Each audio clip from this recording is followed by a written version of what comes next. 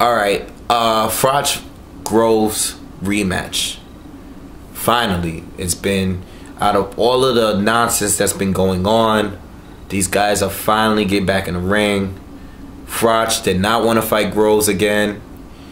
You know, he tried to move on and fight, you know, Julio Cesar Chavez, or try to get a fight with Ward again.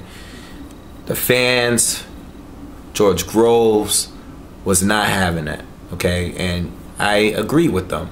This was one of my favorite fights of the year.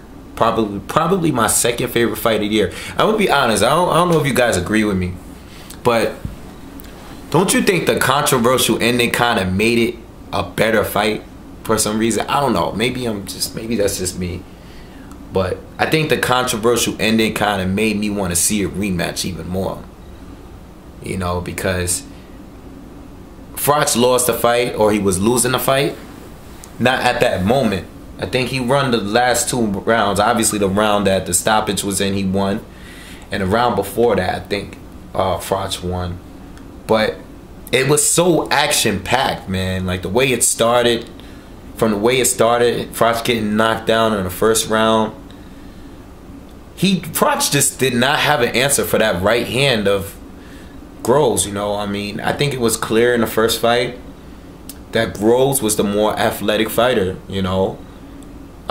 His jab, his speed, his power. He was bullying Froch, in my opinion. You know, he was stalking him, walking him down often. Froch had his moments too. You know, Froch definitely stepped the pressure up. He got Groves to want to exchange and trade with him, which was the turning point in the fight. Okay, the first fight. I think when George Groves started getting too eager to want to knock Carl Froch out and stopped outboxing him, that's when he was in danger. You know, he was in the Carl Cobra Froch danger zone. He was in the Cobra clutch or whatever. You know, I think he was just too eager to embarrass and knock out Carl Froch, and he made a mistake. He started getting sloppy in there. You know, started getting punched a lot more often. He started getting hit a lot more often. You know, I think he was fighting smart, standing on the outside, jabbing him. You know, keeping it a long mid-range fight. You know, I thought that was smart of him, but you know, just using that left jab, you know, throwing that right in there, that big right hand. He was working that so perfectly, you know, to a point where he could have easily beat Carl Froch. But he wanted to knock him out so bad that he started exchanging with him, and it was just bad. He started getting sloppy. He started getting hurt. He was hurt. His stamina, he looked like he was getting tired a little bit. And Froch, you know, Froch is a clutch fighter. All right? He's a clutch fighter. He comes back at the end of the fights. He's great in the championship rounds of fights. You know, so, yeah, I know he's a lot older and everything. He looked a lot slower that night. He didn't even look as strong. A lot of people question who had the stronger punching power. I think Groves had it. You know, but Carl Froch is still a hard puncher. And even though Groves didn't fall, he didn't drop George Groves, but he hurt him and he wobbled him a few times, even before the last round. So, my prediction is, I think there's just a few minor adjustments that need to be made for George Groves. I think if he sticks to his original game plan, fight a patient, smart fight, I think he's going to win this fight.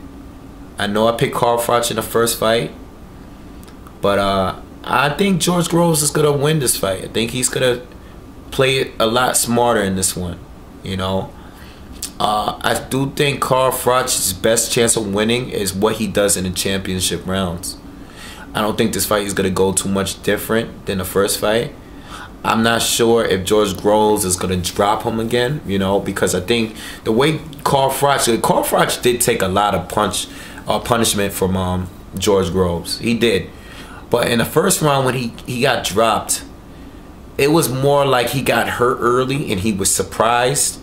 and he tried to go in there and throw a flurry at him just to prove to the world that he was not hurt, and he got caught. You know, that's the reason why he got knocked down in the first round to me. You know, and I think he smartened up a little bit after that. And even though he kept getting tagged, he, you know, George Groves didn't put him down. You know, he hurt him a couple times, landed some big shots.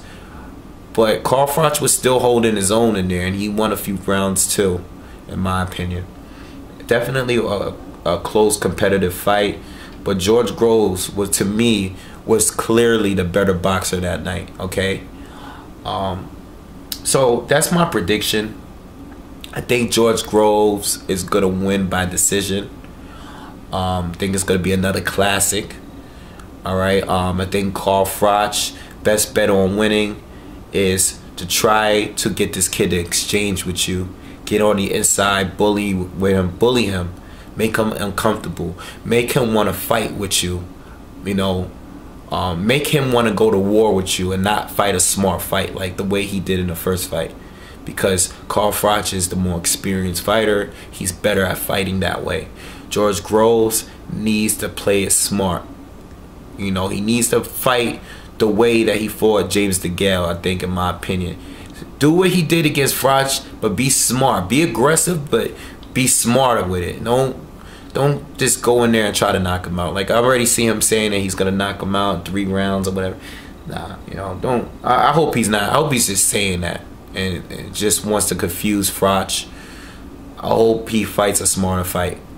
And you know, for Froch, he needs to get into a war with this guy. You know, get him out of his zone, pressure him. You know, that's what I think.